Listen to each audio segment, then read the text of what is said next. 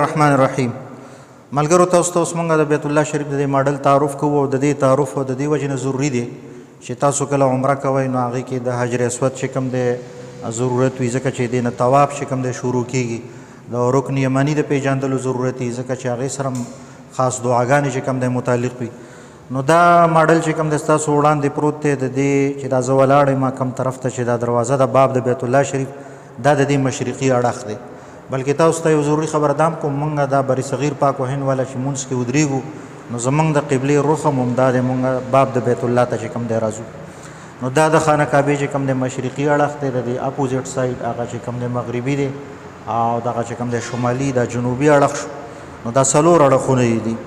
جی د دې اړخ ته چې کوم دی په دې ګوټ باندې حجر اسود دی حجر اسود تاسو ته علم دی چې د دې فضایل چې کوم راغلي دا یو جنتي کاڼی دی او دینه چې کوم دی طواف آغاز هم چې کوم دی د حجر اسود نه کېږي نو دې ګوټ باندې لومبی چې کوم دی دا حجر اسود نصب جی د حجر اسود نه بعد چې یو قدم راوالی نو د حجر اسود او د باب د بیت الله شریف د دروازې د بیت الله شریف چې کومه دروازه ده نو د دې د درمیان کې کومه حصه ده نو دې ته وایي ملتزم ډېر کسان دې ته ملتزم وایي ملتزم نه دا اصل کې ملتزم دی نو ملتزم دا داسې ځای دی چې دلته د دعا د قبلېدو خصوصي چې کوم دی روایات راغلي دي بلکې ډېرو بزرګانو چې کوم دی دا منقول دی هغوی خپله تجربه چې کوم دی دا ښودلې چې دلته موږ دعا کړې هغه دعا زموږ چې کوم دی قبوله شوې نو جی دا ملتزم دی او بلکې دې باره کې راځي چې نبی کریم سرور دو عالم صلی الله علیه وسلم به لاسونه چې کوم دی اوچت کړل بیت الله شریف باندې به کېښودل او د خپل مخ مبارک دا ننګې مبارک یو طرف دا به دې باندې کېښوده او داسې به دې سره چمټاو شو لکه څنګه چې یو ماشوم خپل مور سره چې کوم دی چمټاویږي نو دا دی ملتزم نه بعد چې کوم دی دا باب د بیت الله شریف دا دروازه د بیت الله شریف داسې چې کوم دی راځه بیا دې سایډ ته چې کوم دی دا مقام ابراهیم دی مقام ابراهیم چېرته چې د طواف نه بعد 2 رکعته مونځ کېږي او قرآن کریم کې هم د دې ذکر چې کوم دی راغلی بلکې عمر رضی الله د دې خواهش اظهار کړی چې دلته موږ یو 2 رکعته مونځ کوو نو د هغې مطابق بیا چې کوم دی وحی هم راله نو دغه اړخ د دې اړخ نه بعد چې کومه دی جی بیا طواف کې چې تاسو راځئ دا اړخ چې کوم دی نو دې طرف ته دا میزاب رحمت دی او دې طرف ته چې کوم دی دا حطیم هم دی دا ګول دایره چې کوم دی نصف دا تاسو وینئ دې ته چې کوم دی حطیم وي او د دې جی تاریخ دا دی چې دا ځای دا د بیت الله شریف حصه وه خو کله چې کوم دی د نبی کریم سرور دو عالم صلی الله علیه وسلم د بعثت نه وړاندې د خانه کعبې تعمیر چې کوم دی دا قریشو کوو نو هغې کې دا فیصله وشوله چې د دې په تعمیر کې به حرامې پیسې نه لګو کمې پیسې زنا سره دي یا شراب و تجارت سره یا چې کوم دی لوټ مار ډاکې سره نو دا د هغوی چې کوم دی فیصله وکړله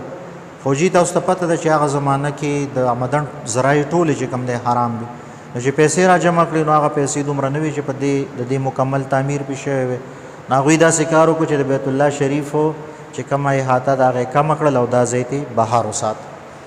نو دا ځای ته بهار وساتو نو دې کې هم د الله جل شانهو لوی حکمت و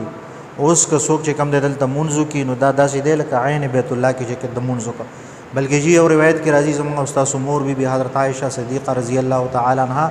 هغوی نبی علیه صلات وسلام ته عرض وکړو چې زما زړه غواړي چې زه دې خانه کعبه کې دننه مونځ وکړم نو نبی کریم سرور دو عالم صلی الله علیه وسلم د لاس نه ونیوله او دلته یې راوستل او دلته چې کوم دی ورته ویلې عایشې دلته مونځ وکړه او دا چې کوم دی د خانه کعبې حصه ده او ستا قوم چې کوم دی هغوی سره د تعمیر پیسې کمې شوې نو دا حصه د هغې نه بهر پاتې شو نو جی دې طرف ته هم دا مبارک دغه دی بلکې په نیټ باندې چې کوم دی قدیم تصویرونه چې بیت الله شریف کم ملاویږي نو په هغې کې دا حصه بیت الله شریف سره چې کوم دی د هغې په تعمیر کې چې کوم دی شامله ده اوس موجوده کیفیت او حالت دغه دی د هغې نه بعد جی بیا دې خواته چې راشئ دا مغربي سایډ دی دا مغربي طرف دی او دا هم د بیت الله شریف چې کوم دی یو اهم طرف دی بلکې عمر بن عبدالعزیز رحمت الله علیه فرمایي چې د بیت الله شریف یو حصه هم داسې نشته چې هغه پرېښودلی شي نو دا د دې چې کوم دی مغربي سایډ دی د دې مغربي سایډ په دې ګوټ باندې چې کوم دی دې ته وایي رکن یماني نو دې ته رکن یماني وایي د دې باره کې هم چې کوم دی فضایل راغلي څنګه چې د حجر اسود باره کې چې کوم دی فضایل راغلي احادیثو کې نو دلته بیا دا دی چې د حجر اسود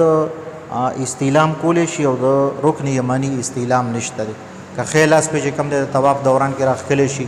خو بهتره خبره ده، که نه نو د دې هغه استعلام نشته دی. د دې رکن یمانی نه حجر اسوده پورې په دغه کې چې کومه دی په طواف کې دعا ویلې کېږي اللهم ربنا اتنا فی الدنیا حسنه وفي الاخرة حسنه وقنا عذاب النار. هغه به موږ بیا عملي تربیت کې چې کوم دی ووایو. خو به هر حال دا د دې ماډل چې کوم دی هغه تعارف. بیا جي دا ماډل چې کوم ځای کې دا خانه کعبه چې کوم ځای کې موجود ده نو د هغې ته وایي مسجد الحرام.